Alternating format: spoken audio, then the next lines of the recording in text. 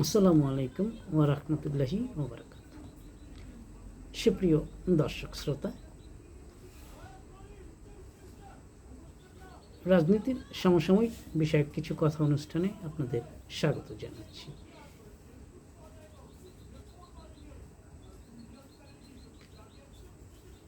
আচ্ছা, আপনারা কি কেউ বলতে পারবেন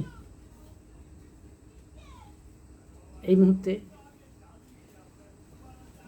জাতির জন্য, বিশেষ করে ঢাকা শহরে আমরা যারা বাস করি, তাদের প্রধান সমস্যা কি? এই বিষয়ে আমি কিছু কথা আজকে বলবো। তার আগে আপনারা আমার চ্যানেলটি সাবস্ক্রাইব করে নিন, কারণ এই কথাগুলো শোনা অত্যন্ত জরুরি। কেননা এর সঙ্গে রাজনীতিও জড়িত। এই জন্য আমি বলবো, যানজট কমাতে প্রয়োজন রাজনৈতিক সদিচ্ছা এবং পরিকল্পনা। আসলে যানজটকে রাজনীতির মধ্যে টেনে আনার যথেষ্ট কারণ রয়েছে। এর অন্যতম হলো পরিবহন মালিকরা কোনো না কোনো রাজনৈতিক দলের সঙ্গে যুক্ত। তারা চাইলে আমাদের এই বিড়ম্বনা থেকে মুক্তি দিতে পারেন।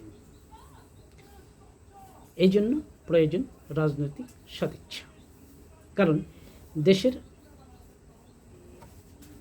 অগ্রগতিকে তো থামিয়ে দিচ্ছে এই ভয়ঙ্কর সমস্যা।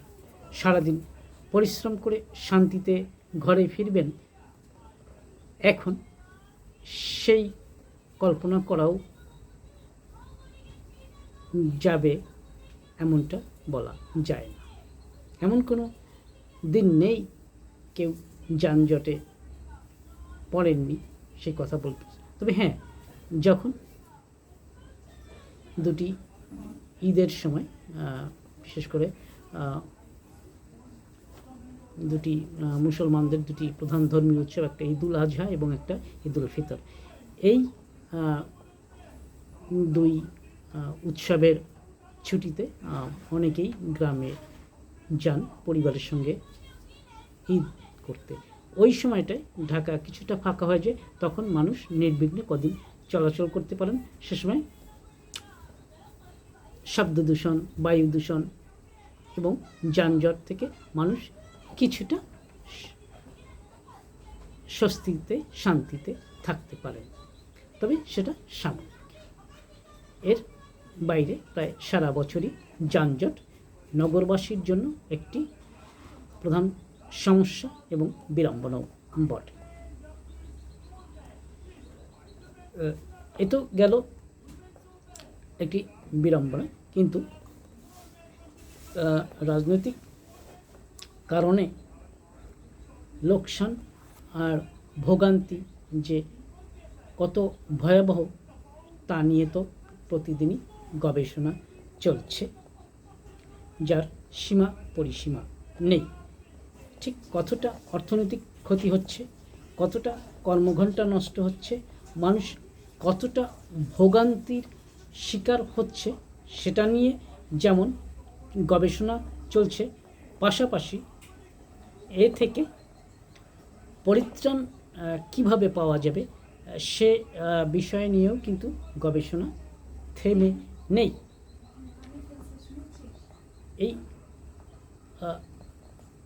গবেষণা হচ্ছে, পরিকল্পনার কথাও আমরা জানতে পারছি, কিন্তু সব আটকে আছে একটি জায়গায়, সেটি হচ্ছে অপরিকল্পিত নগরায়ন। আমি বলবো এবং আমার সঙ্গে সবাই একমত হবেন যে অপরিকল্পিত নগরায়নের ফলেই আসলে এই ভয়াবহ সমস্যার সৃষ্টি হয়েছে। একটি শহরে বা একটি শহর গড়ার অন্যতম কতগুলো শর্ত থাকে। এর একটি হচ্ছে সড়কের পাশাপাশি বিকল্প সড়ক ব্যবস্থা থাকা, মানে সড়কের পাশে দীর্ঘ লেক বা খাল রাখা। সেই লেক বা খাল নৌপথ হিসেবে ব্যবহার হয়ে মানুষ চলাচল করতে পারত, এতে সড়কের উপরে চাপ কমে যেত। অর্থাৎ আমি বলতে চাচ্ছি যে বিকল্প সড়কের পাশাপাশি বিকল্প সড়ক, খাল, লেক এগুলো পর্যাপ্ত থাকলে, পাশাপাশি রেল যোগাযোগ মানে নিরবচ্ছিন্ন রেল যোগাযোগটা যদি থাকতো, আগে একটা সময় এখন যেখানে ফুলবাড়িয়া, গুলিস্তানের ফুলবাড়িয়া বাস স্ট্যান্ড, সেখানে রেল স্টেশন ছিল, সেই রেল স্টেশনটা উঠিয়ে দেওয়া হয়েছে, সেখানে এখন বাসের চলাচল। সেটা রেখেই কি নতুন আরেকটা করা যেত না? এখন যেখানে আছে কমলাপুর আসতো, গুলিস্তান থেকে কমলাপুর থেকে উত্তর হয়ে দেশের বিভিন্ন অঞ্চলে চলে যেত। এখন দক্ষিণ অঞ্চলেও রেল নেওয়ার পরিকল্পনা চলছে, সারা দেশে ছড়িয়ে পড়তো। সারা ঢাকার শহরেই রেল যোগাযোগ থাকতো, সমস্যা কী ছিল? তাহলে তো এত যানজট সৃষ্টি হতো না, আমাদের এত ভোগান্তি হতো না। 10 মিনিটের যেখানে 10 মিনিট যাওয়া যায়, সেখানে তো আমরা 2 ঘন্টায়ও যেতে পারছি না। এর কারণ কি? এগুলো সবই রাজনৈতিক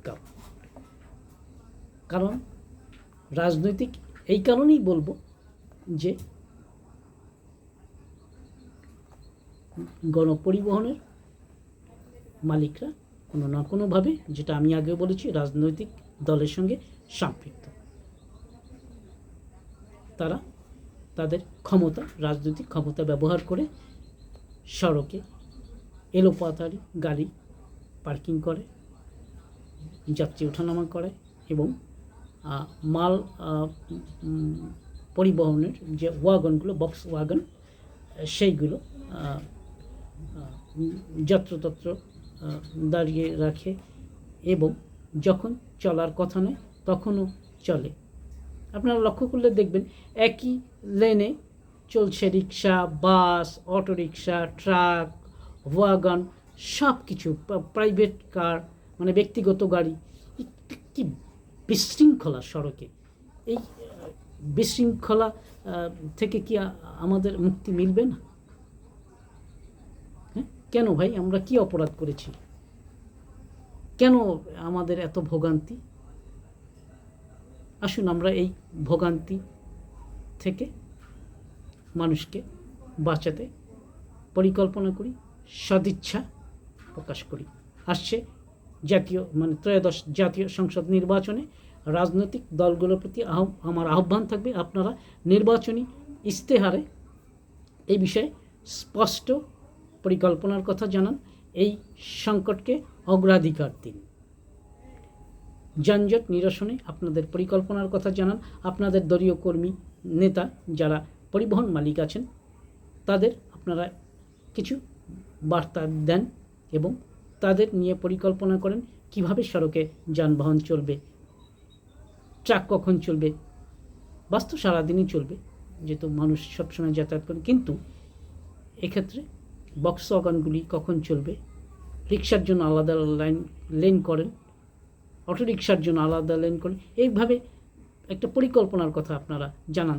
দেখবেন এতে মানুষ আপনাদেরকে সাধুবাদ জানাবে। তবে শুধু নির্বাচনী ইশতেহারেই সেগুলো রাখলে হবে না, সেগুলো বাস্তবায়ন করে দেখাতে হবে। সেই প্রত্যাশায় আজ এ পর্যন্তই। সবাই ভালো থাকুন, সুস্থ থাকুন। নগরবাসী যাতে ভালো থাকে, সেই জন্য রাজনৈতিক দলগুলো এগিয়ে আসবে এবং যেহেতু রাজনীতিটা জনগণের জন্য, রাজনীতি জনকল্যাণমুখী হবে, রাজনীতিবিদরা জনগণের সমস্যা নিয়ে কাজ করবে। ভালো থাকুন সবাই, ধন্যবাদ।